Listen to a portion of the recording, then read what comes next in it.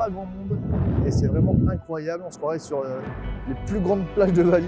Salut à tous, merci d'avoir cliqué. On est à Stella-Plage sur la côte d'Opale dans les Hauts-de-France. L'objectif c'est de passer ensemble un bon moment, aller à la rencontre des espèces animales qu'on peut trouver dans le secteur, voir le maximum de choses. L'hélicoptère qui est en train d'arriver, mais ça on aura un peu de mal. Parce que moi je peux, je sais tout faire mais je pilote pas des hélicos. Ouais, je suis imitateur aussi, je vous l'ai pas dit. Et puis essayer de prendre du plaisir ensemble pour découvrir que la France est aussi un super pays. On n'a rien à envier aux pays voisins.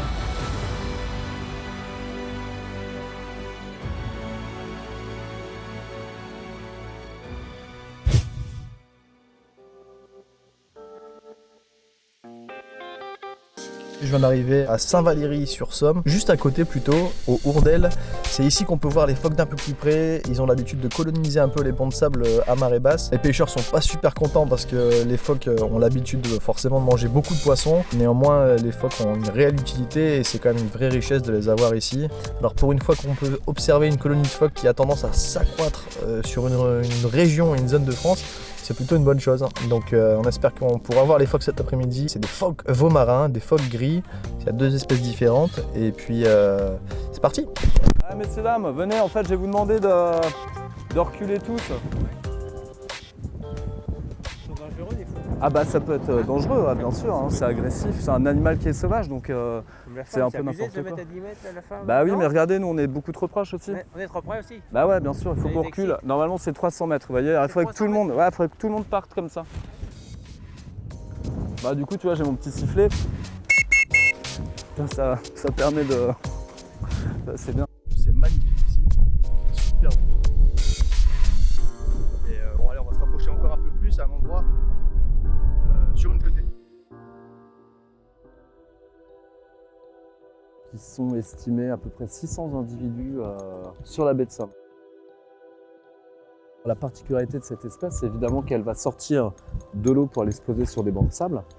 Elle s'y repose, en fait, elle économise son énergie. Et en même temps, elle se reproduit ici. Les deux espèces ne vont pas s'hybrider, ne vont pas se reproduire ensemble, par contre elles peuvent cohabiter ensemble. Comment elle cohabite? En fait, le phoque gris, il y a un mâle dominant, qu'on ne trouve pas chez le phoque veaux-marin.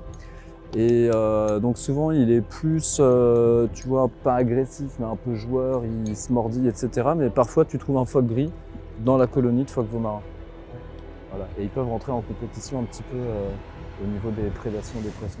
Et en même temps, ils passent à chasser, à se ouais. gérer, c'est quoi ça? Bah écoute, ça représente moins de temps que quand ils sont sortis sur les bancs de sable en fait. S'ils le peuvent, ils vont pouvoir essayer de passer le plus de temps possible sur les bancs de sable et ensuite ils vont pêcher. On dit qu'ils mangent à peu près 2 à 5 kg de poissons par jour, sachant que ça reste une moyenne. Donc ils peuvent faire des jeûnes importants.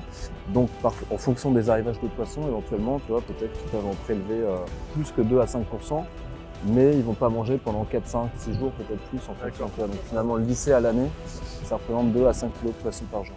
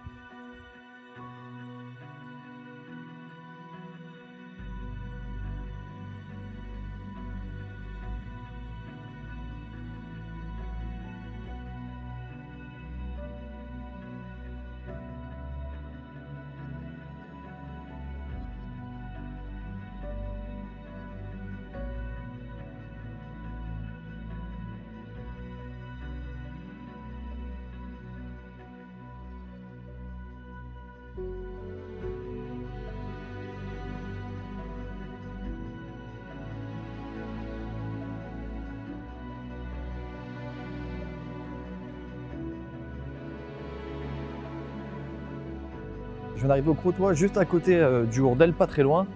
L'objectif c'est d'aller faire un peu de pirogue.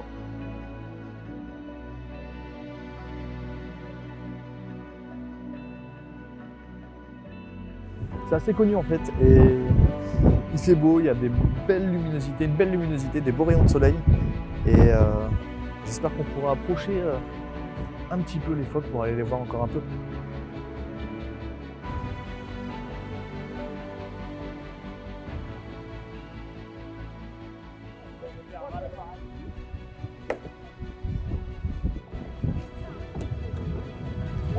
Ouais, c'est cool. Donc je l'habille et puis j'arrive. Merci Yves. À l'arrache, bon, on est parti. Ouais. 40. Moi, elle. Ouais, Hop. Comme ça. merci. Bon, petite impro. Bon, c'est magnifique là. On a démarré depuis. D'ailleurs, on se fout de ma gueule parce que je parle tout seul. On a démarré depuis 10 minutes, à peu près un quart d'heure, allez, un gros quart d'heure. Et pour l'instant, les lumières sont superbes. Yves, profite pas autant hein, pour l'instant. On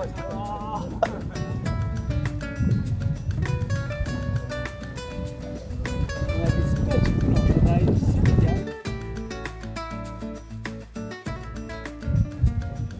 Moi, je suis désolé, là, il y a un banc de sable qui empêche le, le kata d'avancer. Il y a un bon point mort à l'arrière.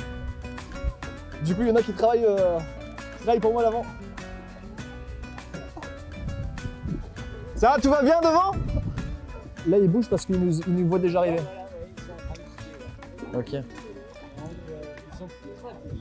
C'est assez dingue parce qu'on est, on est encore à 200 mètres. On est à 200 mètres là à peu près. Et je sais pas pourquoi, ici, ils se sentent plus en sécurité. On est à 200 mètres. On n'a pas fait trop de bruit. Pourtant, ouais, on est carrément. Et beaucoup de phoques partent à l'eau. Par peur en fait de la pirogue. Ce qui veut bien dire qu'en fait c'est un animal qui peut très vite être stressé et qu'à chaque fois il faut essayer d'être le plus discret possible pour moins les déranger. Après, on essaye de pas trop les mettre à l'eau, mais.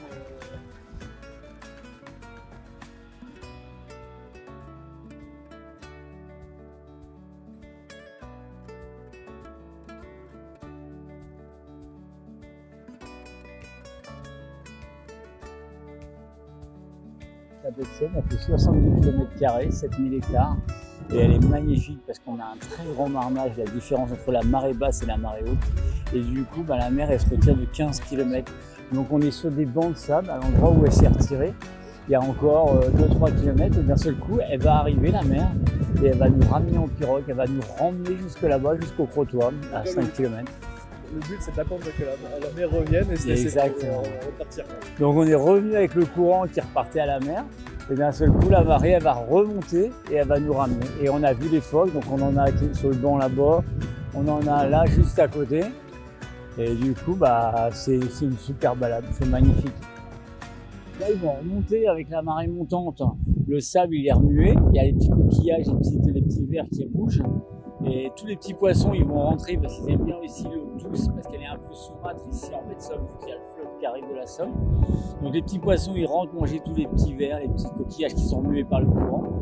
Les gros, ils viennent manger les petits. Et les phoques, ils aiment bien parce qu'il y a des poissons qui leur arrivent dessus. Donc en fait, c'est un cycle, ils aiment bien les bancs de sable. Et donc, ils se sentent bien ici. On a les plus beaux couchers de soleil du monde. Donc, moi je suis pas chauvin, mais voilà, non, c'est vraiment très très beau ici. On a la nature, nous on la ressent ici, plus qu'ailleurs, et c'est sympa. Et puis, il y a une bonne ambiance, et voilà, faut venir en baie de Somme, mais pas trop.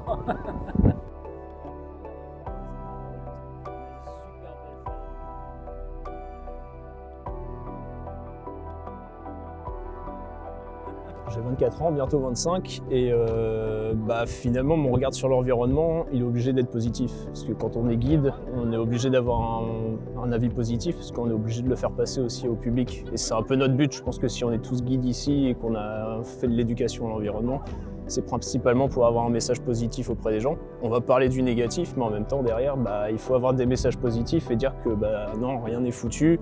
Que certes, on a plein de mauvaises nouvelles qui arrivent ou des choses comme ça, mais il y a aussi énormément de choses qui sont possibles de faire, d'observer, et chacun à sa petite échelle peut faire quelque chose.